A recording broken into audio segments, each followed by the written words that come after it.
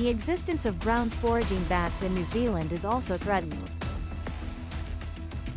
Recently, scientists discovered something unusual in their mating behavior.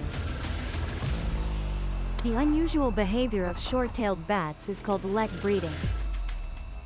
Males gather and hold prolonged singing competitions to attract females away from their nests. The winning male finds a suitable mate. Kakapo also rely on calls to attract mates. Similar to the bat's foraging habits, Kakapo mating behavior evolved in the absence of ground predators. Before starting their vocal displays, they create a network of trails leading to a bowl-shaped depression on the ground. A unique behavior not found in any other bird species.